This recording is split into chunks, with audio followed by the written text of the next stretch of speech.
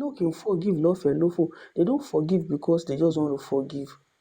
Now that's why tẹ́ máa rí wípé tí ó bá jẹ́ pé abroad lọkùnrin ti cheat, obìnrin máa wọ́ ọmọ lọ́wọ́ because fine they are cool even with or without you. Wọn bí ẹ dá, wọ́n á máa gba child support lọ́wọ́ ẹ̀. Kò dàbí Nàìjíríà, wọn bá gbé ẹ lọ lórí omi. Tọkọ bá sọ pé 5,000 ló máa fún ẹ lọ́sẹ̀ àbí lóṣù.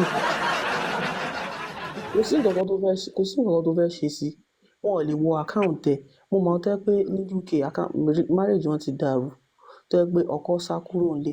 Di ìsinyìí, òun kàn máa ń gbọ́ debit alert ní tolóntoló, kò mọ̀ tán ń yọ owó lákàùntì ẹ̀. So, ṣé rí tó bá ro gbogbo yẹn as obìnrin, you be free. Obìnrin náà máa fẹ́ express ara wọn. But tó bá ro gbogbo nǹkan tó surround pé o fọkọ ẹ lẹ̀, kì í ṣe pé inú obìnrin náà dùn náà, kì í ṣe pé wọ́n like ẹ̀ pé ọkùnrin ń cheat. It's just because most of them wọn kì í ní choice. Wọn ò dẹ̀ kì í fẹ́ ṣe ọgbígbó kì í mí nìkan máa lọ máa dẹ́rù ọmọ gbé, especially in this Nigeria. Ìyà jẹ. So most of them just believe that okay, jẹ́ kí n kàn máa forí rọ kí n dẹ̀ kọjú mọ́ ọmọ mi. But this same set of people ẹ máa rí pé tán bá travel, they will not want to take it anymore because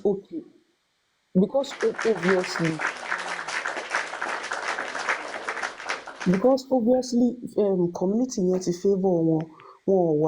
Kì í ṣe pé wọ́n ní financial problem. Tó bá tún ní problem gan, ìjọba máa fún ẹ support, wọ́n á tọ́jú ọmọ ẹ. Tí tọkùnrin ló gbé now. So, but here in Nigeria, oh God, you leave a man. Even here in Nigeria, if you are useless as a man, obìnrin ló raṣọ sí ẹ lọ́rùn, o tún wá lọ ń cheat. Á lé ẹ kúrò nílé jẹ̀nàjẹ̀nà nípa kí wá ní ìwúlò ẹ̀, mò ń bọ́ ẹ, mò ń raṣọ sí ẹ lọ́rùn, o tún wá ń cheat. So, but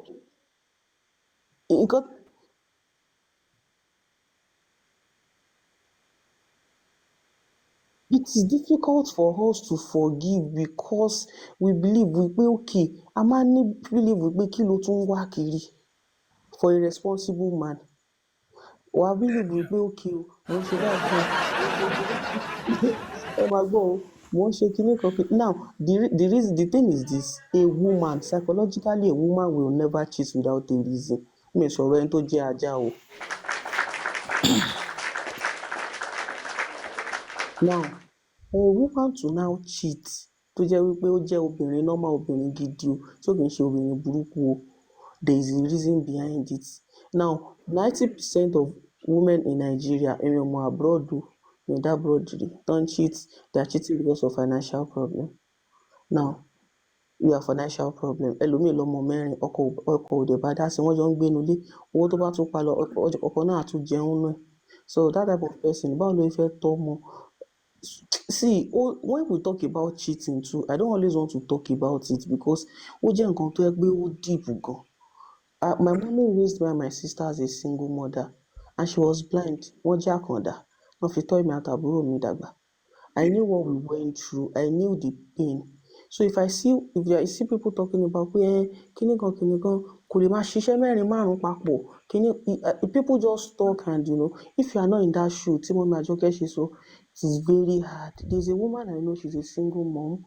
Ó ní máa nǹkan tán lọ bá ọmọ wọn sick, ọmọ yẹn ti fẹ́ kú lọ hospital, wọ́n ní kó lọ wá 10k wá, wọ́n dẹ̀ sáré lọ bá máa yẹn pé kó jọ àwọn ní 10k. The man told her wípé tó bá máa fún ẹ ní 10k yìí, nǹkan gbọdọ̀ ṣẹlẹ̀. Máa yẹn ò tí ì sọ délẹ̀ tí wọ́n ti bọ́ ṣọ. Like máa yẹn ò tí ì sọ tán tí wọ́n yẹn ti ń bọ́ ṣọ. Wọ́n ṣe tán báyìí, ó kó 10k yẹn lé lọ́wọ́, ó sáré hospital. Wọ́n sọ fún mi pé tí owó tá pé kòkòrò yẹn dé at that particular time, ọmọ yẹn máa kú. So what are we talking about? So there are things that I don't always want to say. And when I see my mommies in abroad, they will say, when the marriage is toxic, you leave. Ẹ̀yin sọ̀rọ̀ from your own perspective. It's not easy in Nigeria. Wà á kàn kó ẹrú ẹ̀ lọ. Wà á kàn sọ pé o fẹ́ fi ọkùnrin kan lẹ̀. Ọlọ́run máa kí yà jẹ. Tẹ bá dẹ̀ fà kẹ́ lọ kọ́ọ̀tì gan. Ọkùnrin kò bá wọ pé ìwà àtọmọ mẹ́rin 10,000 ló ń fẹ́ máa fún yín. Ṣé ọmọ iye tó ń wọlé sákàùntì ẹ̀ ni? There is nothing. Kò sẹ́ni kankan tó ń check anybody. Kò bá máa fún yín láàrin oṣù mẹ́ta gan, nothing is going to happen. Kò sẹ́ni tó fẹ́ mọ̀, kò sẹ́ni anywhere tó fẹ́ gbé lọ. So that type of woman prefer pé kóun kúkú máa forí tì, bóyá 50 naira ló ń jáde lọ́wọ́ ẹ̀, is still something. So now, a man, bí nǹkan tẹ́ sọ, kì í fẹ́ as a responsible man o. But tẹ́ bá rí àwọn ọkọ tó jẹ́ wípé ẹnu wọn ò tó ọ̀rọ̀, èmi mọ̀ máa nǹkan tó jẹ́ pé ìyàwó ẹ̀ máa ń ṣe kíni, máa yẹn fúnra rẹ̀ náà ló ń san o, but máa yẹn ò lówó. Máa ó ti wá dé stage wípé ọmọ wọn náà tó jẹ́ ọmọ yẹn náà ti dàgbà díẹ̀. Ìyá yẹn tún ti wá ń fi ọmọ yẹn náà fún ọkùnrin. Now tí bàbá bá ti wá dé lálẹ́, tí wọ́n ti gbé oúnjẹ fún bàbá tán pọn ọbẹ̀ sàbọ̀ gbogbo ẹ̀ tí bàbá ń jẹun, bàbá máa wá sọ pé 1000 mo fílẹ̀ láàárọ̀, ibo lẹ ti rí kíní kan, ibo lẹ ti rí kíní kan. Tọ́mọ yẹn bá dẹ̀ ti lọ báyẹn, ọmọ yẹn tó bá ti lọ bá ẹni tó ń gbé fún yẹn, tó bá ti ń bọ̀ nílé yẹn á rẹja, á rata, á ra gbogbo ẹ̀ fún. Bàbá wa ń sọ fún ìyàwó àti ọmọ ẹ̀ lọ́jọ́ yẹn pé á tó yín ti, ìwọ àti ìyá ẹ, á jọ tó yín ti ìrìn ìyà tẹ́ ẹ jọ ń rìn. Now ṣé ẹ lè believe pé a man can say that ìrìn ìyà tẹ́ ẹ jọ ń rìn, ó dẹ̀ ń jẹ oúnjẹ yẹn lọ o, kò ní choice. Kò sówó bó as ọkùnrin.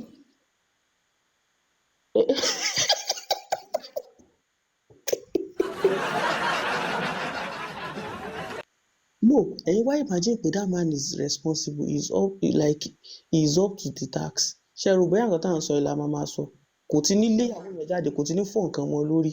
So reason táwọn ọkùnrin ṣe máa ń feel báyẹn most times ni pé ẹrù wà lórí wa, and ẹni tó bá ń ṣe ẹrù ẹ̀, tó ń gbé ẹrù ẹ̀ déédéé, tó jẹ́ pé kí ìyàwó ẹ̀ tó sọ pé nǹkan báyìí, ó ti ṣe báyìí, kò fìyà jẹ ọmọ. That's why tẹ máa rí pé kíní ẹ̀ máa ń get ọkùnrin crazy pé jọ kí ló tún fẹ́. But as a man tó lówó, wọn bá máa rán ìyàwó ẹ̀. That man was just like, ìwọ àti ìyá ẹ, ìrìn òṣì tẹ́ ẹ jọ ń rìn, á tó yín ti, kò lè sọ jù bẹ́ẹ̀ lọ now, cause kò sówó lápò ẹ̀.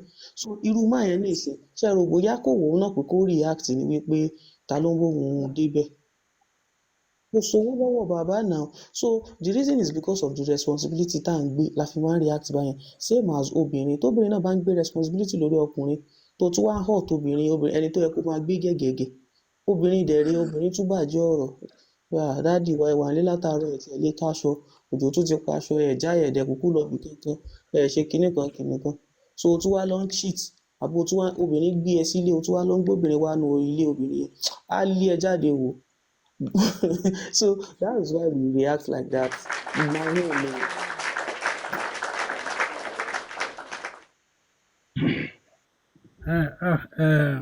Mr. Ayofet is majority of almost all what I want to say.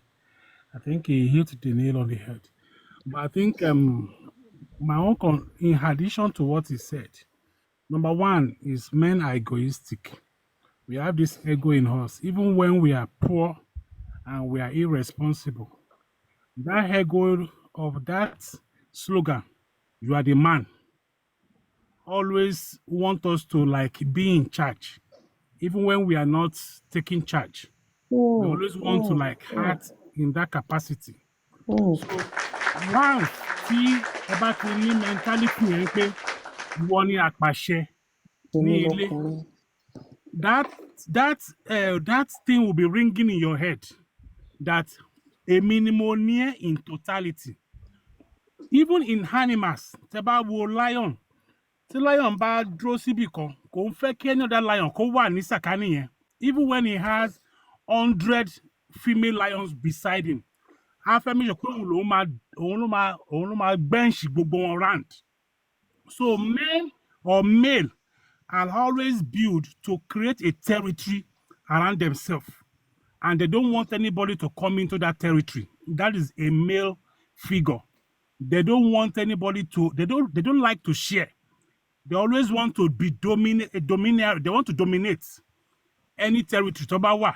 So now the man in that house feels, in this my house, so ìyàwó mi, though ìyàwó ló ń sanwó lé o gbogbo ẹ o, but in his mentality, this is my zone.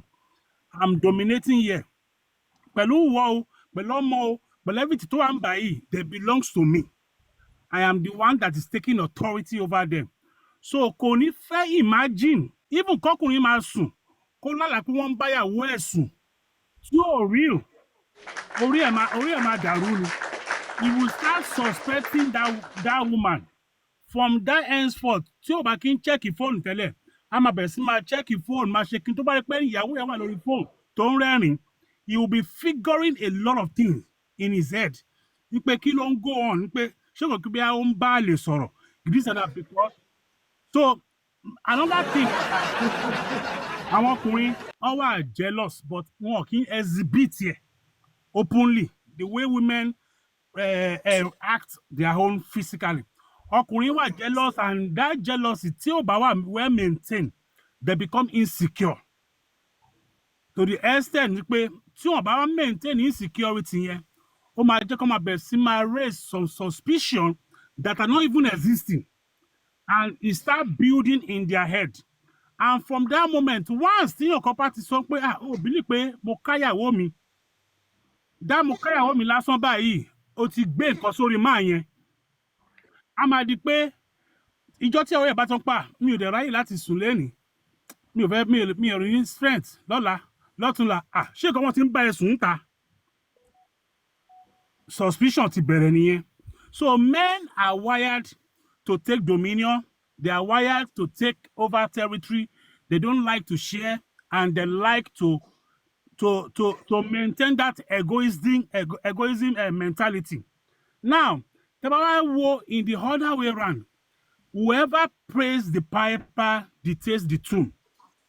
Once a woman is the one that is feeding you, tó o bá ṣe àṣemáṣe as ọkùnrin, that woman will kick you out because òun ló ń pay pipe yẹn tó fi ń dún. So ní Africa ọkùnrin torí pé wọ́n ti fọ́ mentality pé ìwọ ni you are the baálé ilé, you are the man in the house ní Africa even when you are not responsible nobody knows because a woman is meant not to tell any other person pé èmi ni breadwinner ilé mi. Once she exposes that outside the next thing pé ó ti forí ọkọ ẹ̀ gbà pàrọ̀ ó ti sọ ọkọ ẹ̀ di dọ̀bọ̀dọ̀dẹ̀. So the woman will always pass every expenses of the house through the man and that will make the man to like feel like èmi ni mò ń ṣe gbogbo nǹkan tó wà nílé. But tẹ́ bá dé abroad everybody knows pé number one tẹ́ bá ń gbalé 4,000 wọ́n mọ̀ pé paycheck ẹ̀ ò tó $3,000 so definitely ìyàwó ẹ̀ náà lẹ́jọ́ ń pín owó lẹ́san and the way the abroad is a bit wired ó protect obìnrin àti àwọn ọmọ àti children that when you fucked up the woman knows that tó ń bá fi raise the alarm yẹn pé ọmọ o cheat nílé o and life òun tún wà under threat wọ́n máa gbá ẹ sọnù immediately nílé yẹn pé to protect that woman and the child.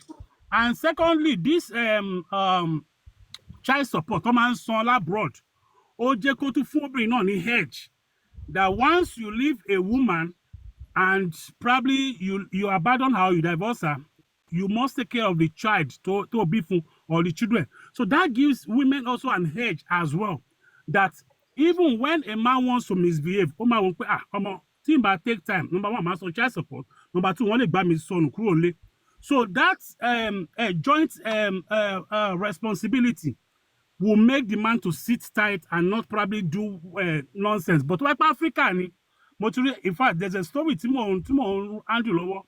The man brought a woman home ó dẹ̀ ní ọ̀rẹ́ òun ni ìyàwó ẹ̀ dẹ̀ ń pòkè ọ̀rẹ́ ẹ̀ ni ó ní pé wọ́n wà homeless ó kàn ní òun jí lóru ńjọ́ kan òun dẹ̀ rẹ̀ wọ́n tó nípa ọ̀rẹ́ ẹ̀ ni ó wà homeless ó ń bá yọ nǹkan nínú eyín ẹ̀ ó ń bá ta eyín lóru. At the end of the day the man have to come out and say okay well going forward ẹni tí mo fẹ́ lé ẹ lélẹ̀ but tó bá gbà abroad ni you can't try that because ó mọ̀ pé tó bá try ẹ̀ one okay now wà tí woman ó lọ sọ fún àwọn family bàbá yẹn wọ́n ní kó mú mọ́ra pé bàbá ẹ̀ náà ìyàwó méjì lọ́run ló fẹ́ bí ó fẹ́ fi jọ bàbá ẹ̀ ni okay ó lọ sọ́run ọ̀dọ̀ woman right. ṣé mo lè interject okay ní sà? yeah. Mọ́mísí ṣẹ́rí nǹkan tí dáàdì ń sọ nísìnyí now ó ṣẹlẹ̀ Nàìjíríà now máa yẹn ní number one bí dáàdì ṣe sọ mo lẹ́nìí kankan lálẹ́ either ọkùnrin wà responsible or not ego yẹn máa wà bẹ́ẹ̀ yes mo respect ọ̀rọ̀ yẹn. Number two for a man that is now responsible look at like this thing the ego máa double. Now ẹ wá wo obìnrin tí màá yẹn ṣe nǹkan yẹn fún ẹ má bínú tó fẹ́ pé ọmọ Dangote ni àbí ọmọ Ọ̀tẹ́dọ́là àbí ọmọ Tinubu ṣó lè ṣe irú nǹkan báyẹn fún wọn bí dá kò lè ṣe. Now kí ni reason kó súnmọ́ yẹn gangan carry òṣèré Nàìjíríà ń bíbí a rí àwọn obìnrin they are like pé kánkán wà nílé tóbìnrin bá ń ṣiṣẹ́ gan iṣẹ́ ò kì í nítumọ̀ everything is always on demand. So àwọn ọkùnrin máa ń feel wípé we can do and undo. Ṣèbáwa náà là ń bọ́ ẹ, ṣèbáwa náà là ń tọ́ ọmọ, ṣèbáwa náà là ń sanwó ilé, àwa náà là ń ṣe everything. Now o ò lè lọ fẹ́, I used to say something, ṣé nísìnyí máa lọ fẹ́ ọmọ Dangote màá wá máa nà láì pa ayé ń ṣe mí? Kí ló fẹ́ gùn mí? Tẹ́nìtì bá ń gùn mí, màá yà kó ẹrù mi, màá máa lọ. But once there is no, like, I just feel pé ó yẹ káwọn obìnrin wa náà kàn ṣe better, kan they should do better. Àwọn ọkùnrin náà máa ń respect obìnrin tá a bá rí i pé ẹni yìí ó really ó ní nǹkan tó lè offer, ó dẹ̀ ní nǹkan tó lè gbé. Ṣé wàá lọ fẹ́ rú àwọn ọmọ kinní kan? Even díẹ̀ gan ní Licity, tó bá lọ bẹ̀ gan tó fẹ́ ask ọmọ out gan, wàá wólẹ̀ wò. Ó mọ ibi tó lè ti bá rẹ̀ now the next day. Kọ́ọ̀lù kan ló máa jẹ dádì ẹ̀. Ṣé ẹ mọ̀ pé tí obìnrin bá kárì tó dẹ̀ wà responsible tẹ́ pé ó ń ṣe ojúṣe as obìnrin, men are always afraid láti ṣìwàwò ńbẹ̀. Tó mọ̀ pé tó o bá ṣe wọ́nranwọ̀nran, she can do it without you and she can do away with you. But most àwọn obìnrin tó máa ń sọ pé mo gbà f'Ọlọ́run is because number one, even when they have money, they're not even responsible to themselves. Wọn ò ní any contribution lé tí wọ́n ń ṣe. Wàá gbọ́ ẹ̀tọ́ ọkùnrin ni kó sanwó lé, kó ra ìṣáná, kó ra maggi, kó ra gbẹ̀. Daddy afẹ́ ra maggi gbogbo ẹ̀. So once you start doing that, the man don't see you as any value to the house. So a kàn pé kí ló jẹ́ fún mi, òkúkú jẹ́ kankan. But tó bá pẹ́ bóyá 50-50 lẹ́jọ́ ń ṣe or 40 or 30 ó rí i pé òun hard value àti ṣèṣekúṣe gbọ̀ngbà mi. Ìdí máa wù bí àfẹ́gbà tó bá lọ tí bá lọ gbé liability wálé, I'm the one that's gonna lose. But in all, to go back to your question, the reason why we don't take it lightly when we even imagine, let alone seeing it, pé wọ́n ń gbẹ̀ǹṣì girlfriend or partner àbíyàwó wa, is because of that ego and that inner mentality that you are the man, you take dominion and you take charge and apàṣẹ wà nìyẹn. So that's those. Yes, ma.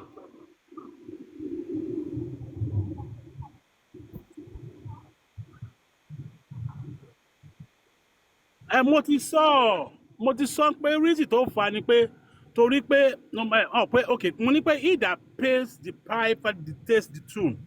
Tó bá pé obìnrin ló fẹ́ mi sílé, ṣé ọ̀pọ̀ òun ni aláṣẹ ń lè yẹn sí. Ní lè ṣe dádì ẹ̀ ní lè ṣe tó bá pé obìnrin ló gbé yín sílé wọn bí i rà. No, mo ti rí o, mo ti rí ní ìgbà tí a ti ń gbé ní Àpápá Ajégúnlẹ̀. There's a woman tó jẹ́ tenant dádì wa. In fact, she's the one doing almost all the thing. Woman any restaurant. In fact, when you were making your that scenario, mo kọ́kọ́ rẹ̀ pé bí ẹni ẹ̀ lẹ́ ń sọ. The woman was the one, mo kàn ń sọ ní pé ó wà well related. Woman yẹn ló ń take care, ló ń ṣe gbogbo ẹ̀. Do you know what? If tó bá ń ṣe, tí woman bá ń ṣe restaurant tó máa ń tà, àwọn ọkùnrin máa ń fọwọ́ pa lára, ọkọ ẹ̀ dẹ̀ máa wò wọ́n ni pé ṣèbí kó wákàtí wọlé ni. In fact, later ó inculcate ọmọ ẹ̀ obìnrin, very beautiful lady. Ó já sí láyẹn náà. So what they do is that wọ́n máa ń láti jẹ́ káwọn customer rajà, wọ́n máa fọwọ́ pa wọ́n lára, ṣe gbogbo ẹ̀. So bó ṣe fọwọ́ pa wọ́n yẹn, àwọn yẹn náà máa bẹ̀ sí máa ra ọtí. Ọkọ wọn tó jẹ́ bàbá wọn, ó dẹ̀ máa jókòó síbẹ̀, wọ́n á kàn fún ní chair kan kó jókòó sẹ́gbẹ̀ẹ́ níbì kan, á kàn gbójú kúrò. So why is it that? Because the man is irresponsible. Nǹkan tó lè pa ego ọkùnrin náà wà. Máa yẹn ti humble gan. Mo ní so nǹkan tó lè pa ego wa náà wà. Ó wà ọlọ́máyẹ kí capacity ọkùnrin kó má tó. When you don't have capacity, kò sí kí ló ń jẹ́ ego. What are you talking about ego? Ego nínú pé ó jẹ́ nǹkan. Wọ́n gbé ṣíà fún bàbá kó jókòó sí kọ́nà. Wọ́n gbé ṣíà fún yẹn máa jókòó ní kẹ́mà wo tẹlifíṣàn. Tó bá tó ṣe ìkan wá ní pé dáàdì rántí ẹ bá wọn lọ gbé ṣíà fún kọ́sítọ́mà ẹ̀rẹ̀ jókòó kẹrẹ bẹ́ẹ̀ yẹn. Ó gbé ṣíà fún kọ́sítọ́mà náà. Ẹ máa gbé ṣíà fún kọ́sítọ́mà kó tó wá di dalẹ́. You're on point, Mr. Creative, very on point. Oh yeah.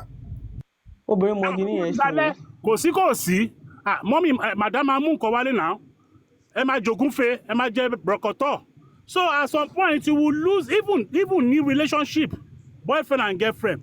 if you don't have capacity, like me now, King Jomo, Atapata, Bikini, Kabalashman, all these poor, mo wá ń fẹ́ wọn Dangote tó jọ́bìnrin.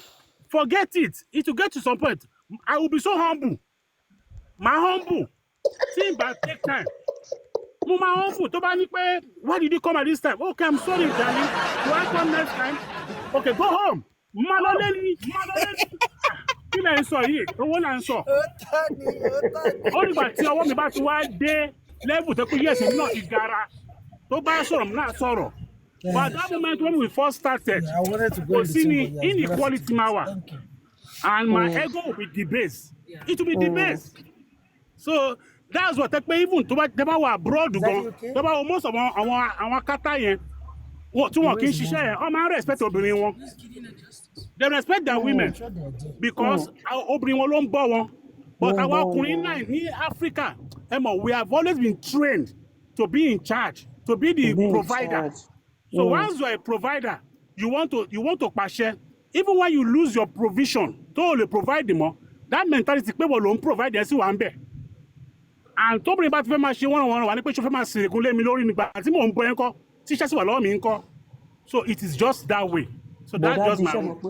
Ẹrù tọkùnrin ń gbé obìnrin ò lè gbé láàrin ọ̀sẹ̀ kan ọ̀sẹ̀ méjì. Ayé máa sú ọkùnrin má fẹjọ́ pa ẹ́. Wá jáde báyìí dáàdi ẹ wà nílé látàárọ̀ òjò ṣú kílẹ̀ ń ṣe tẹ̀lé bá wa káṣọ wọlé. Ṣé mi tí mo tún dé náà máa tún bọ́ sí kíchìn ẹ wà nílé látàárọ̀ kó tiẹ̀ ṣe kíní ẹ̀ bá ti ṣe ilé ẹ bá ti ọ̀rọ̀ burúkú ọ̀rọ̀ afẹ́. ṣẹ́ẹ̀rì you see àwọn ọkùnrin náà ló ń fà á fúnra wọn. Even sometimes when you lose your job and probably things are not working the way you projected, kí ló mú ẹ tó ń jókòó lé tẹ́rẹ́rẹ́? Go outside.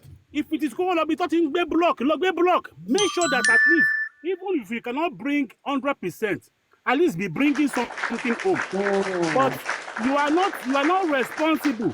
Kò síṣẹ́ lọ́wọ́ ẹ̀ make attempt láti wáṣẹ́ ìyàwó ẹ̀ dẹ̀ ń fún ẹ ní oríṣiríṣi point pé ṣe ti apply síbẹ̀ yìí nǹkan ẹ̀ ṣì lọ báyìí ní báyìí and you are saying for now mi ò fẹ́ disturb our brain ara mi because the woman is providing. So you have now relaxed yourself and lose your self-respect. So once it has gotten to that, obìnrin máa sọ̀rọ̀ sí ẹ. But tí ìyàwó ẹ bá rí pé ọkọ mi ò ń ṣerú yàn báyìí, is hard working, ó ń gbìyànjú, he will not talk you down. She will not talk you down. Once tó bá rí pé ọkọ mi ń gbìyànjú, but ìgbìyànjú ẹ̀ ni ò tí ì là, and is making serious effort.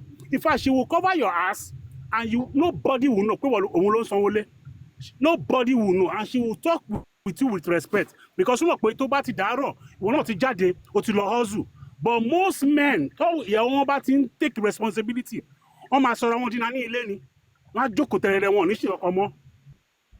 And then they start losing everything. And the woman is not stupid.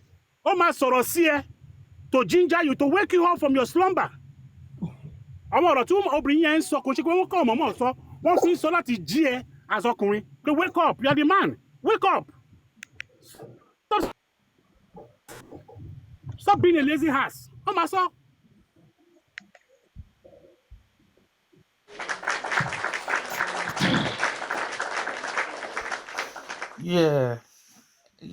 Ẹ káàárọ̀ mà o. Ẹ káàárọ̀ ọ̀sà o. Ẹ káàárọ̀ gbogbo ilé. Ẹ káàárọ̀ sà o. Yes ma. Àmì náà kàn kọjá lọ, mo kàn rí pé story tẹ̀ ń sọ wà interesting. So even ó pẹ̀lú nǹkan tèmi gan tí mò ń face lọ́wọ́ báyìí.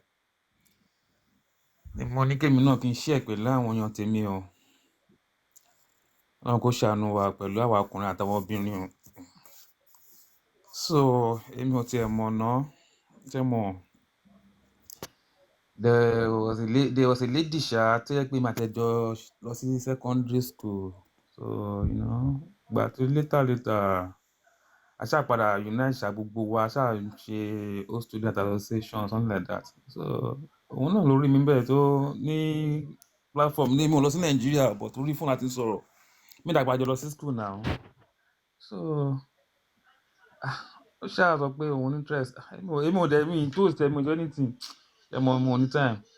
Ó ṣáà for something like that ṣá, ó ṣáà make sure pé òun enter mi. Mi tẹ̀ rò pé eré ni, mo mọ̀ pé nǹkan tó máa serious ni. mo rò pé mo ti níyàwó, mo ti ní ọmọ, mo ti bímọ everything o. Ìyàwó mi wà ní Nàìjíríà o, ọmọ mi náà wà Nàìjíríà, ọmọ mi kan náà wà Nàìjíríà, ọmọ mi kan wà ní báyìí o. Eléyìí ni pé kò ní meaning. So you know, àmọ́ ó tún sọ fún gbogbo trick tí máa lò fún mi jẹ́ mọ̀ pé òun ò ní kan ní lọ bá kan. Okay, no, okay, tó bá jẹ́ bẹ́ẹ̀ ni, but a máa ní limit o. A dẹ̀ ti ń ṣe lọ, you know, mo ń sẹ́ǹsì mo ṣe everything. Mo kàn dé wá rí i pé kíní ẹ̀dẹ̀ ti fẹ́ máa go beyond nǹkan tí agreement wa. You know, wọ́n wò pé kí ló ṣe tí má fẹ́ ṣe nǹkan Ìjẹ̀bú ni mo ń sọ̀rọ̀ yìí o, má fẹ́ ṣe nǹkan níjẹ̀bú. Last night mo ṣe bíi occasion kan níjẹ̀bú, òun ló stand as ìyàwó, ṣé mo ti wá gba gbogbo ẹ̀ tán. You know, mo kàn ẹ̀ imagine pé ìyá mi máa wà lẹ́kọ̀ọ́. Ọmọ yìí kí ni mo ṣe yìí náà, ṣé mo no gẹ́yìn ọ̀ṣẹ́ mi o, normal thing ó nìdí ẹ̀ because ó jẹ́ pé kò ní ọkọ. Ìgbà tí mo máa meet yẹn mo jẹ́ kó yé mi pé ó ti ní BP, ó ń ronú ṣe everything. So kémi tiẹ̀ kan máa encourage ẹ kájọ, èmi rò pé ó ní demand pé ẹ̀kọ́ ni máa share ẹ̀ ó kọ́ ti máa share ó ní máa share tó máa share everything, ṣé mo tó kọ́ máa be happy, but ó ti wá change mọ́ mi lọ́wọ́. Mo mọ̀ ọ́ mo lè ṣe mọ́ òun gbé okay. Mo ṣáà force ara mi, sometimes máa stop ẹ̀, máa block line ẹ̀, á tún wá mi sá tún pè mí, so á tún bẹ́ẹ̀ máa ṣe kí ló ń ṣẹlẹ̀. Mo ṣáà wò pé later mo wá rí pé kí ni ẹ̀ tí wọ́n á go beyond what I can bear anymore. I can't bear because mi ní lọ mo ò lè lọ ṣe nǹkan tó jẹ́ pé ó máa padà affect me in future. Mo ṣáà lè mo stop ẹ̀, mo block everywhere, so we don't have any contact anymore. Mo tẹ̀rọ pé mo tẹ̀ ti bọ́ nínú yẹn ní mo tẹ̀ ti dùn pé okay o, èmi àti ìyàwó mi ni o. So mo ṣáà face ìyàwó mi lọ́ntẹ̀ mi. Ọ́fíìsì ẹ̀ tó ti ju bí 3 weeks ago bí kan náà tó ṣe gbé call wọlé nìyẹn.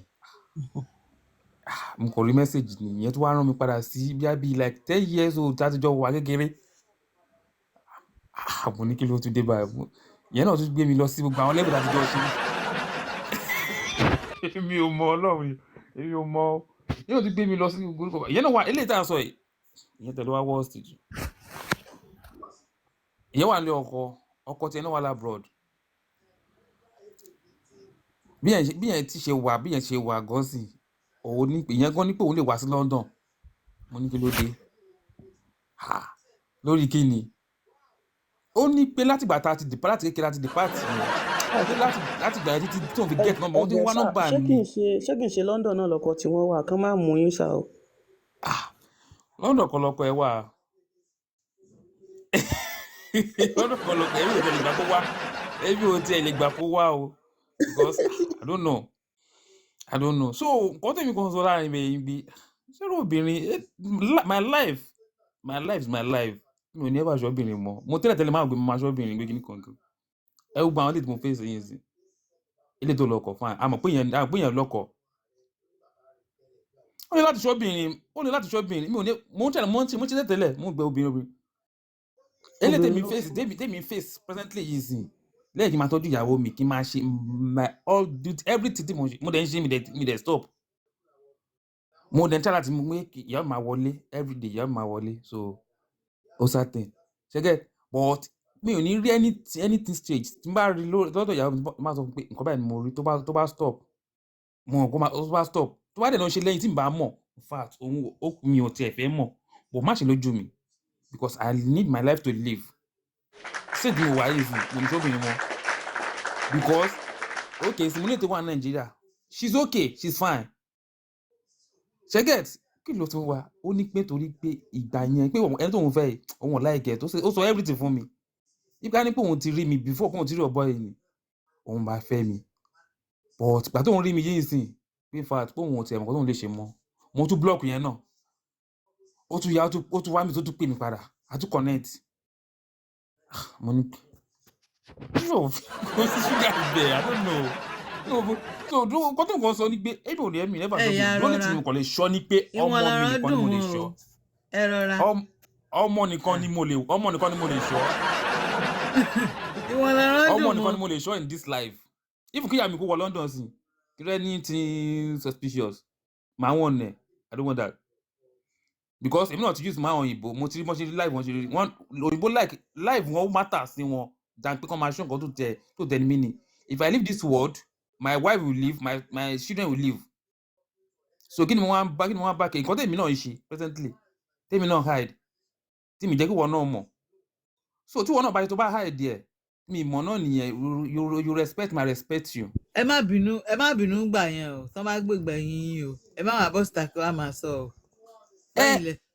No tí mi bá ti rí mi ní rí náà ṣe bó gbègbè yín mi nígbà tó gbègbè wájú mi. Ìlú wo ni Ìjẹ̀bú àbí? Ọmọ àgọ́wòye lèmi Ìjẹ̀bú lèmi mi ò ráyè. That's right. So no tó bá ti gbègbè wájú mi tó bá ti gbègbè ẹ̀yìn mi sóyìn fún mi ní respect mi náà so mi náà dẹ̀ fún respect tiẹ̀ tí yín ò ní kí n má ṣe nǹkan tí máa ṣe as a responsible man. So you know èmi ò mọ my life is very important. No èèyàn kàn fẹ́ ṣe àlẹ́ èèyàn fẹ́ ṣe àlẹ́ ni o obìnrin ẹ̀ lè satisfy obìnrin o mo sọ pé girlfriend tí mo sọ yìí ìṣúrí lérò ló ń gbé náà ẹni tó wà okay kí lọ pẹ ṣe mo gbogbo everything ló sọ fún mi nípa ọkọ ẹ it's okay but you sit on me ó ti pẹ́ nígbà yẹn mi dẹ̀ bóyá pé mi ó sọ pé mi like òun gbà yẹn pé òun like mi gbà yẹn but mi ò tẹ̀ ṣó love me ṣe everything you know so mo pe I don't know. ẹ yọ gbogbo ilé ẹ bá mi sọ fún òsì kí òsì lọ sùn táwa bá ṣe tán àpalẹ̀ mọ́. you know so that's it. The life yìí mo believe pé ọmọ ni kéèyàn ṣọ́ ju kéèyàn ṣọ́ obìnrin lọ. ọmọ ni kéèyàn ṣọ́. ẹ sọ fún òsì kí òsì lọ sùn táwa bá ṣe tán àpalẹ̀ mọ́.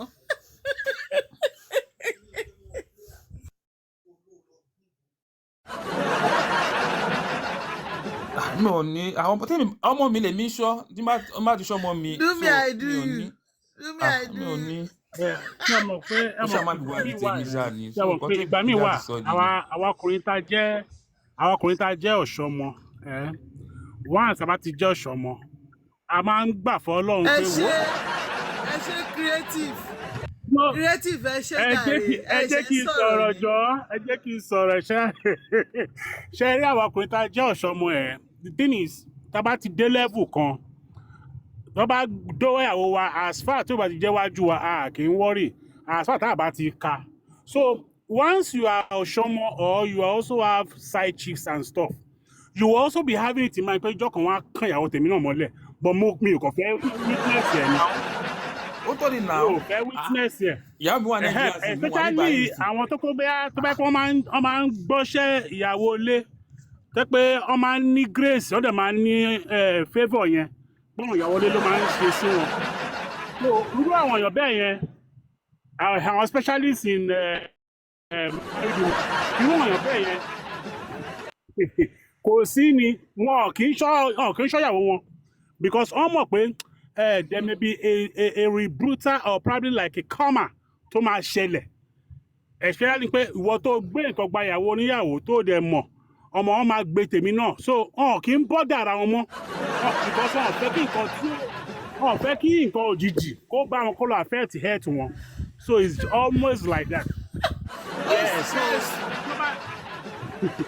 tó bá ṣẹlẹ̀ ó ṣẹlẹ̀ náà nìyẹn Ọlọ́run gbà bẹ́ẹ̀ náà ni kò sí anything so it's just always like that but another thing is that tẹ́ bá rí example sì tí n bá ní x bí àjọ wa Naija àjọ struggle ni ó wá rí i pé ó wá ti wá marry mo wá lọ lóyìnbó mo ti wá káṣu gan ó wá ń sọ fún mi pé tó bá pé àjà ni ìwọ mo fẹ́ kíní kan ṣíkìní na lie na your money she dey taste na your money no be love why be say she no stay with you when you dey struggle.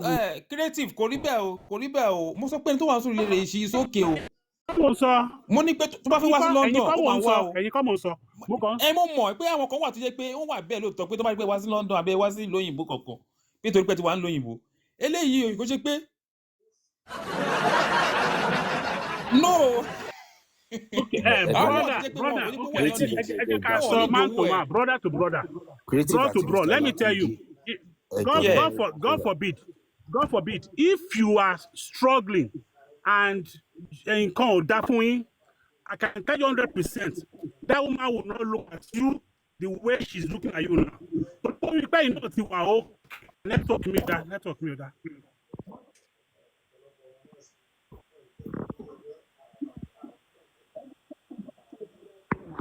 ẹ má jẹ́ kí yín yọ ó sí ẹni ló kí condolences má yẹ kó yín yọ ẹ pẹ̀lẹ́.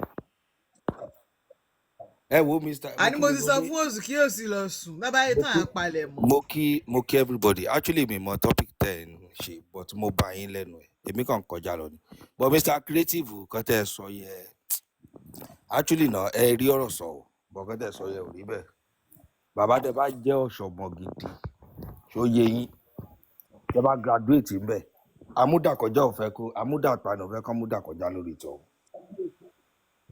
bàbá mo ń ja yín ni ọmọ ìgboro máa ń ṣe gáàdì ìyàwó ẹ̀ débi pé ẹ lè fún mọ́ láéláé gbogbo bí pé ẹ wọ́rì yẹ pé ẹ wọ́rì pé ẹ ti prepare àwọn lè dóyàwó yín ẹ gbàgbé ẹ ìran ni. ẹ jẹ́ kí n sáré correct ẹ̀ kẹ́ tó sọ̀rọ̀. What I'm saying is that ẹ máa sọ̀rọ̀ mo kàn fẹ́ correct ẹ̀ kẹ́ máa misquote mi. What I'm saying is that ọ̀ṣọ́mọ tó bá jẹ́ confirm ọ̀ṣọ́mọ ni wọn kì í ṣọ́yàwó wọn pé bóyá wọn máa ṣọ́ tọwọ́ tẹsẹ̀. Wọn kì í ṣọ́ ọ̀ṣọ́mọ kì í ṣọ́yàwó mi ò mọ level ṣẹṣọmọdé o. Èmi master ni èmi PhD. ẹnìkan ní love don die since Titanic.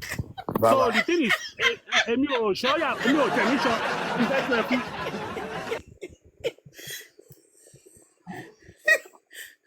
Májẹ̀rí mo understand nǹkan tẹ́ ẹ̀ sọ kì í ṣe wípé Mr. Ọmọlọ please ṣẹ́rí okay má bínú ẹ kan.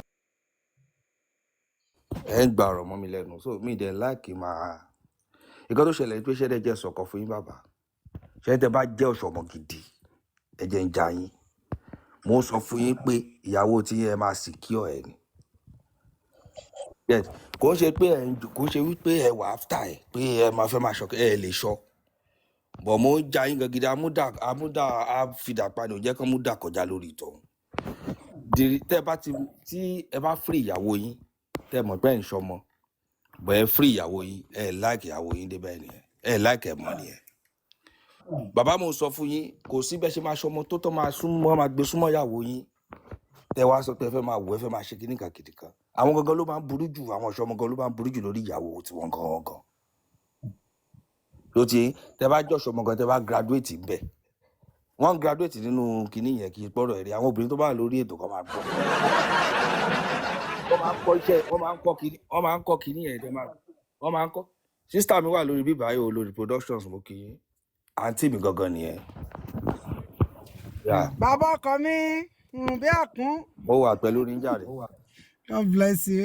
ẹ mọ̀ pé nǹkan tí ìgbàgbọ́ sọ̀rọ̀ reality náà sọ ṣùgbọ́n tókùnrin bá jọ́ṣọmọ gidi olórí tó jọ́ṣọmọ gidi kò ní gbà kan súnmọ́ ìyàwó kò tiẹ̀ ó máa safeguard everywhere ni because ẹ mọ bí kíní ẹ̀ ṣe máa ń rí lára ìwọ tó lọ báyàwó níyàwó mọ bó ṣe máa ń rí lára so wàá máa wò pé ìyàwó tiẹ̀ ó lè kànjọ́ kan náà lóòótọ́ but every angle ìjà wà ìjà ò sí always guide ni tó bá nífẹ̀ẹ́ gan gidi tó bá pé ọmọ yìí o ṣẹ́rí tó bá yẹ pé obìnrin alálùbáríkà ni host kò sẹ́ni tó fẹ́ fi obìnrin alálùbáríkà lẹ̀ láéláé tó bá yẹ pé obìnrin tó jí lára ó ṣàdúrà fẹ́ ó dẹ̀ ń rí ṣe so ìwọ ló mọ̀ nǹkan tó wá lọ fi ń ṣọmọ ń gbòòrò bọ̀ tó bá ṣọmọ ń gbòòrò ẹgbàá kò sọ́mọ tó lè ṣe tó lè dàbí ìyàwó yẹn. tó yẹn gangan ló fi máa safeguard ẹ bọ tó bá sọ wípé o lose ó filẹ̀ tó bá filẹ̀ so mọ ìgbà tó tún máa tó máa rórí rẹ̀ mí ìṣe ni bóyá ọmọ tó ń gbàdúrà ẹ̀fẹ̀ lójoojúmọ́ nìyẹn ṣẹlẹ̀ pé ẹ̀yin obìnrin Ọlọ́run fún yín ní heart kan you have a softened heart mo sọ ọkàn ní ibì kan ṣe rí ibi tẹ́ bá ti mọ̀ pé ọkùnrin gangan ló ní owú obìnrin ò jówú o àmì ìmọ̀kẹ́tẹ̀ ń sọ.